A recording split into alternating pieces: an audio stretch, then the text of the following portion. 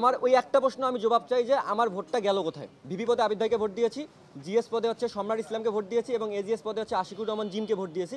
আমি এক্ষেত্রে একটা ইনক্লুড করি, আমি কোনো রাজনৈতিক দলের না, 3টা ভোট 3 জায়গায় দিয়েছি।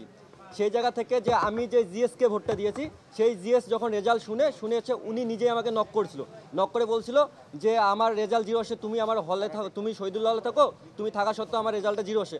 স্পেসিফিকভাবে বলি যে উনি হচ্ছে আমার এলাকার ভাই, আমার খুব কাছের ভাই, ঠিক আছে। সেই জায়গা থেকে হচ্ছে আমি তখন রেজাল্ট শুনতে পাইনি, আমার হচ্ছে ভেরিফিকেশন একটু সময় ছিল, এই জন্য আমি গতকালকে শুধু পোস্ট করছি যে এরকম একটা অভিযোগ আসছে, আমি ভেরিফিকেশন করি, দেন হচ্ছে আমি এটা মিডিয়ার সামনে উপস্থাপন করবো। অ্যান্ড দেন আমি আজকে শোনার পর যখন শুনি আসলে রেজাল্টটা 0 আসে। এখন এই ক্ষেত্রে হচ্ছে আমার অভিযোগটা এটা যে বাকি কোন কেন্দ্রে কি হয়েছে না হয়েছে সেটা আমার দেখার বিষয় নয়। আমি যেই কেন্দ্রে ভোট দিয়েছি, আমার ভোটটা যদি বাতিল হয়, মানে আমার ব্যালট পেপারটা যদি বাতিল হয়, সেটা উল্লেখ করতে হবে যে কেন ব্যালট পেপারটা বাতিল হয়েছে।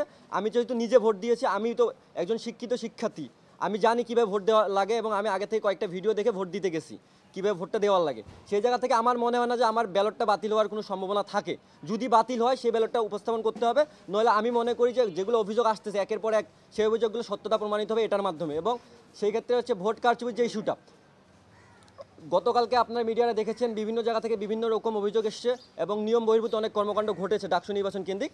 কিন্তু আমার স্পেসিফিক একটা জায়গা থাকবে, সব হলেই যদি সুষ্ঠু নির্বাচনও হয়, সব কেন্দ্রে যদি সুষ্ঠু নির্বাচন হয়, আমার জায়গায় কেন এটা হলো এবং আমার ওই একটা ভোট কোথায় গেল। আমার প্রশ্ন একটাই যে আমার ওই একটা ভোট কোথায় গেল। যদি ঢাকা বিশ্ববিদ্যালয়ের শিক্ষার্থীদের উদ্দেশ্যে আমি একটা কথা বলছি, তারা যদি বলে যে ভোট সুষ্ঠু হয়েছে, তাহলে আমি মানতে রাজি আছি যদি আমার এটা দেখায়, এবং ঢাকা বিশ্ববিদ্যালয়ের শিক্ষার্থী যদি এটাকে গ্রহণ করে তাহলে সাদরে আমিও গ্রহণ করব। কিন্তু আমার ওই একটা প্রশ্ন আমি জবাব চাই যে আমার ভোটটা গেল কোথায়।